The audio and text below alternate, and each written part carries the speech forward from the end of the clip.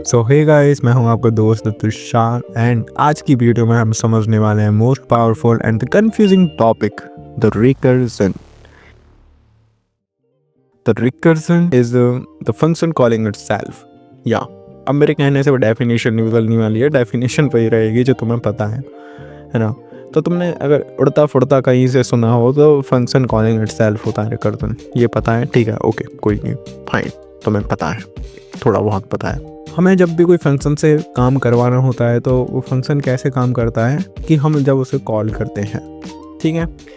क्या हो अगर मैं जो फंक्शन कॉल हो रहा है वो मैं फंक्शन के अंदर से ही करूं? क्या फंक्शन कॉल होगा ऐसे?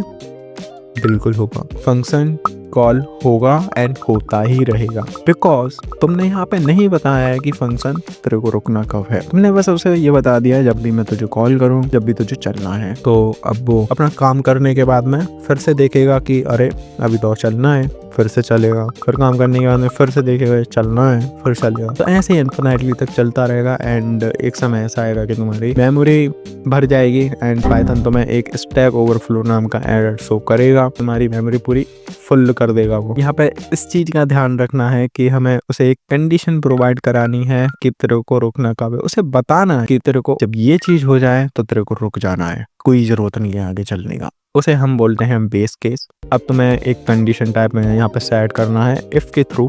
अगर एन की वैल्यू ये समथिंग हो जाती है इक्वल टू दिस या एन इक्वल टू 0, जब तक हमें प्रिंट करवाते रहना है. एंड ऐसा हम कर सकते हैं नंबर्स को प्रिंट करवाने के लिए.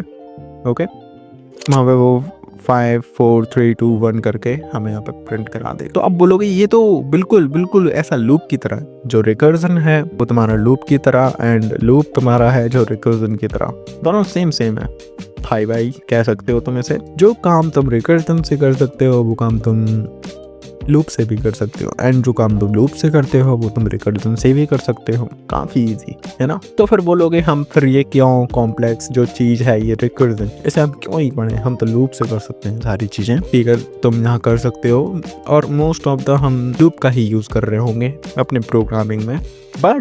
बट हमें एज सच यहाँ पे तो कोई ज़्यादा यूज केस नहीं पता चलेगा इसका रिकर्जन का. बट इन द DSA हमें वहाँ इसकी पावर का पता चलेगा. वहाँ पे दरअसल में क्या होता है कि लूप से कुछ प्रोग्राम थोड़े से लेंथी होते हैं बट द रिकर्जन वहाँ पे वो बस कुछ ही लाइंस में हमारा प्रोग्राम पूरा कंप्लीट हो जाता है with the help of the recursion. So वहाँ पे हमें इसकी शक्तियों का पता चलता है. तो जब भी तुम DSA करोगे तो जब तुम्हें पता चलेगा रिकर्जन दरअसल में है क्या. देखो यहाँ पे मैंने ऐसे ये प्रोग्राम को बना रखा है, छोटा सा प्रोग्राम, कोई ज़्यादा बड़ा नहीं है. ये है फिबोनाची का प्रोग्राम. ठीक है, अगर फिबोनाची याद हो तुम्हें, याद है ना फिबोनाची, मैंने फिब करके एक फंक्शन बनाया है एंड यहाँ पे मैं एन वैल्यू पास करा रहा हूँ और मैंने यहाँ पे कंडीशन दे दी है एन की वैल्यू अगर छोटी है 1 से या 1 के बराबर है तो हम एन को रिटर्न करा दे रहे हैं. एंड फिर एल्स में मैंने डाला है जहाँ पे मेरे को फंक्शन दरअसल में कॉल करना है. ये है रिकर्सिव केस जो ये रिटर्न हो रहा है नीचे. ठीक है, इसे रिकर्सिव केस बोलते हैं. और जो ऊपर मैंने कंडीशन दे रखी है उसे बेस केस बोलते हैं जहाँ पे वो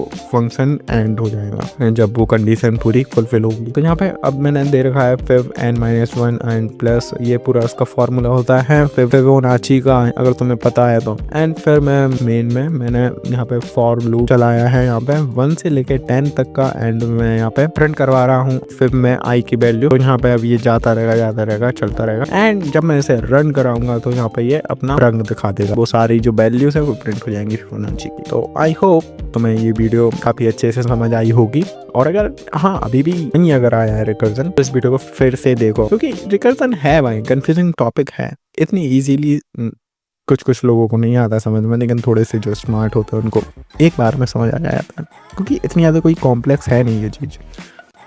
तो आज की वीडियो में वैसे इतना ही. मैं मिलूंगा जल्दी आपको एक और न्यू इंटरेस्टिंग वीडियो में. Till then bye bye.